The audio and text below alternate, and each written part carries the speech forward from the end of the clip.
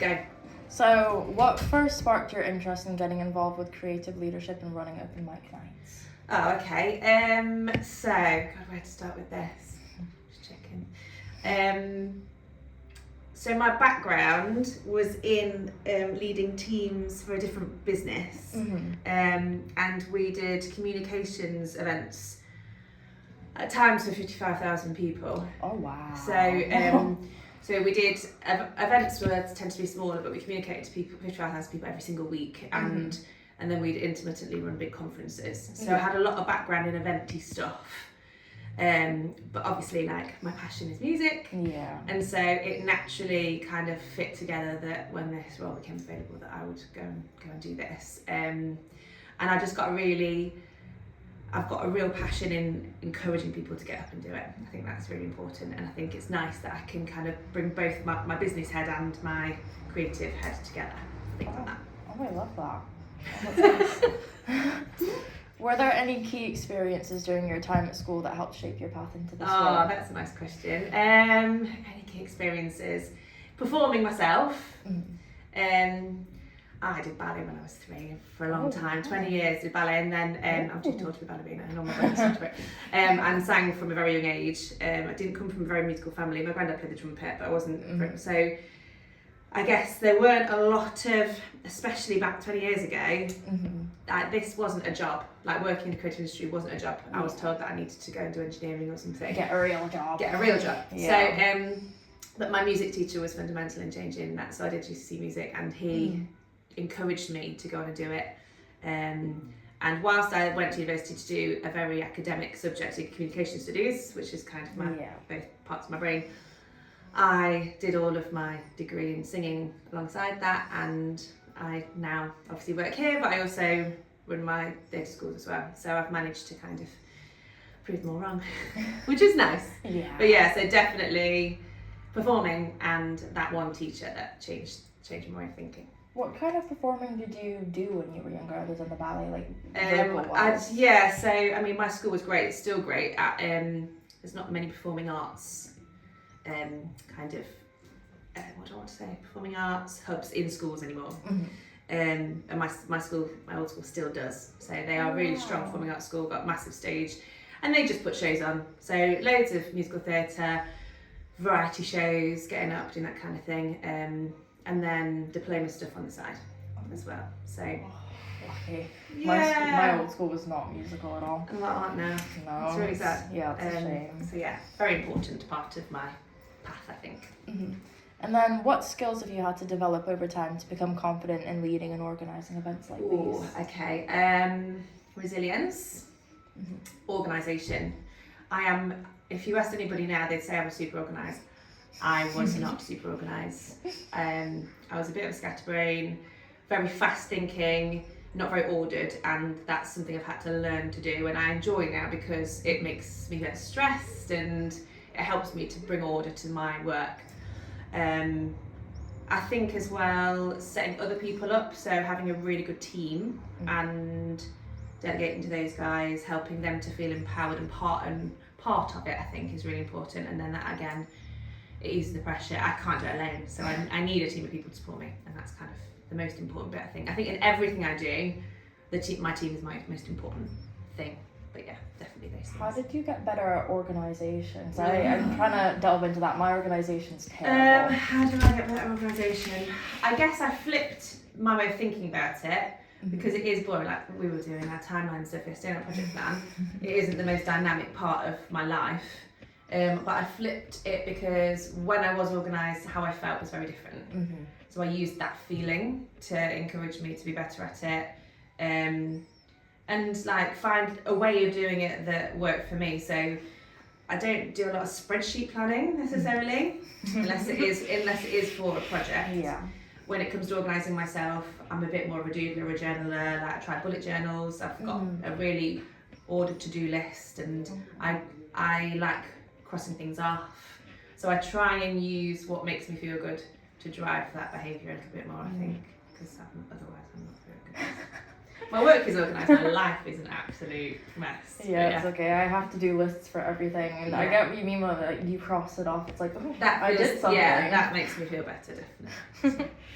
So, has your idea of what you wanted to do career-wise changed since you first started, and if so, how?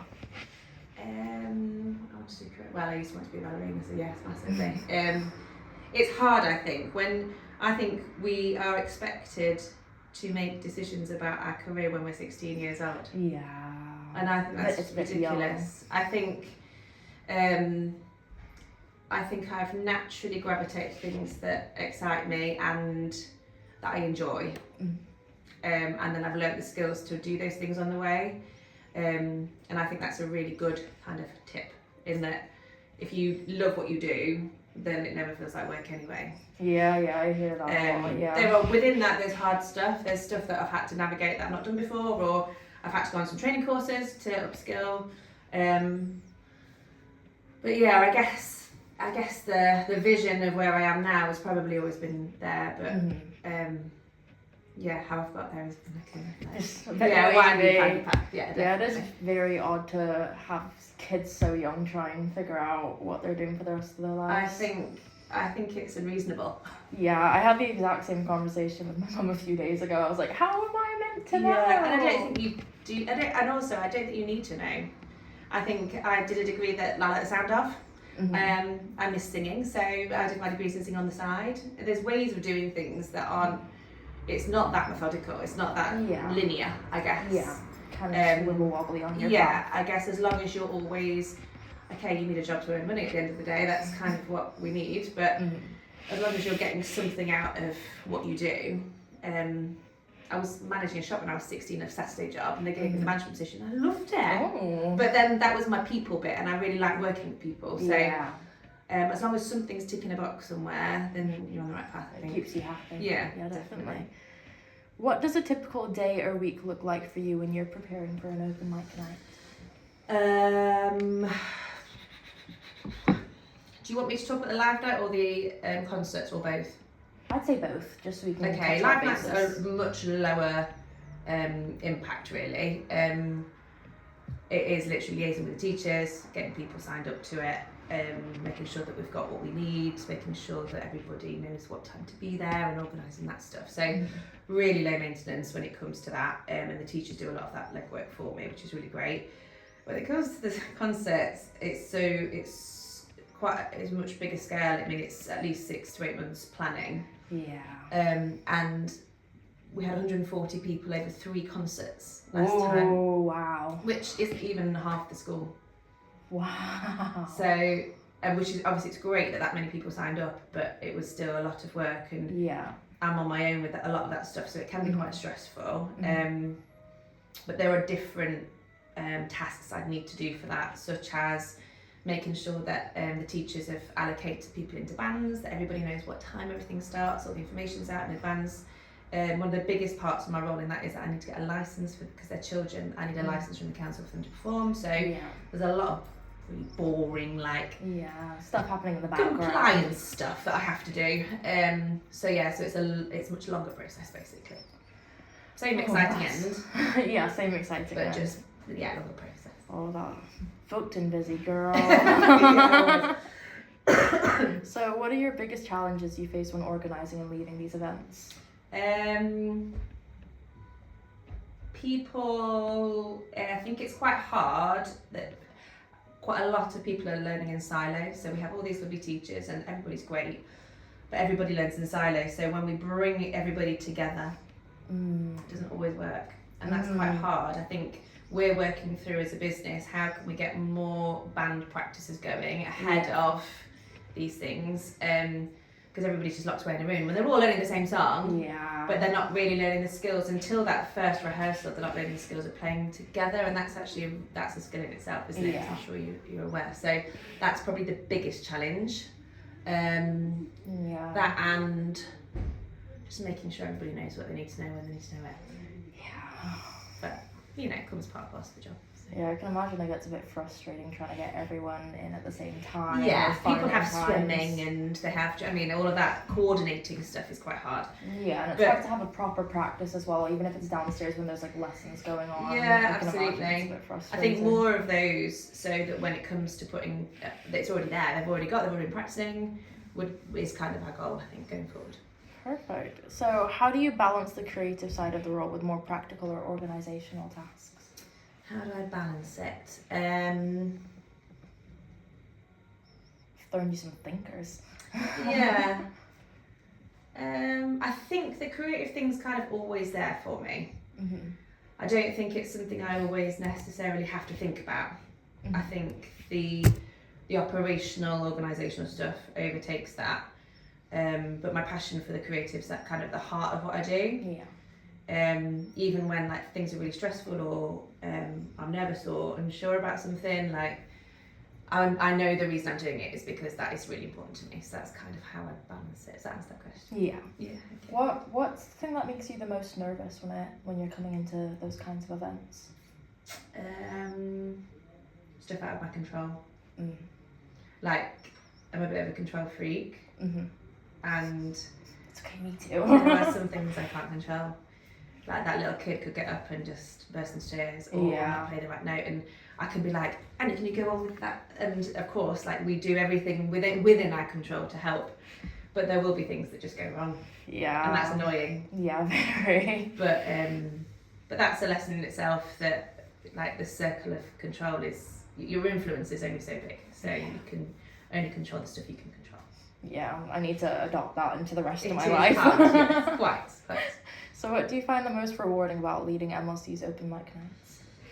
I think it is that kind of getting up and seeing those people perform for the first time, like for a 4-year-old to get up and play Twinkle Twinkle Little Star on a grand piano and be like, I wish I did that when I was 4. Yeah. And be the person that my music teacher was to me. Even though I'm not directly teaching a lot of these kids, like we are collectively getting people up doing something they love and hopefully sparking the passion in them that we've got in ourselves. That's such a beautiful answer. I love Bless that. you. How has this role contributed to your personal and professional development overall? I think being so both, I've got 2, obviously I'm self-employed in 2 businesses, Yeah. and I speak for both of them when I just say it can be quite lonely at times. Obviously here we have more of a team, but trying to juggle all of it. I think learning how to be everything to everybody all the time is quite a challenge. Like both kind of mum, like since I've had my kids, trying to continue to do what I used to do is just impossible. Yeah. So juggling that, I think, is one thing. But also, it's great to be in a position where I have so much flexibility in my job. Yeah. So I can go pick my son today. Do you know what I mean? So it is a double whammy. So it can be hard because you've got to log on late at night because you've got something big this week that you need to do. But so it's the juggle, I think, that is the most challenging part of my role for sure. What other businesses do you have? So I have 3 Stagecoach theatre schools. Oh wow. Yeah. So I've got 250 students in Whoa! Ashby and Burton. Ooh, look at you. Yeah.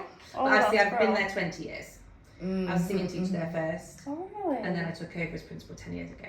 Oh. Yeah, so I just do the boring admin stuff. And I'd love someone to do the boring admin stuff for me, but that isn't how it works, unfortunately. Oh bless To you. do that as well. Yeah, unfortunately. All right, and then the last question. What advice would you give to students who are interested in leadership roles within creative or community-based projects? What advice would you give to students interested in Okay. I guess keep that creative bit in the heart of what you're doing. Challenge yourself to think about did you have somebody that influenced you musically? Like, did you have a teacher? Yeah. How can you be that person in that space? How can you take on a role that can start that ball rolling again for somebody else? I think that is the bit for me. I was never really interested in legacy. Like, I don't want a statue or a medal or a trophy, but I do want to feel like I'm making a difference to somebody else. And I think if that's something that's happened to you, you can relate to it, and then that sparks that. And you can never know everything. I've been doing this a long time, and I'm still doing CPD professional development. I'm still saying I don't know how to do that, so logging on to courses. MailChimp, I don't know how to use MailChimp. So there's, I think, always being comfortable that you don't know everything and that you're going to need to get better at something all the time, and that is a really healthy thing to do. Having the creative bit at your heart, and then being really pragmatic about wanting to grow as a person, I think is really important. I like that, thank you. Well, Oh, I hate it.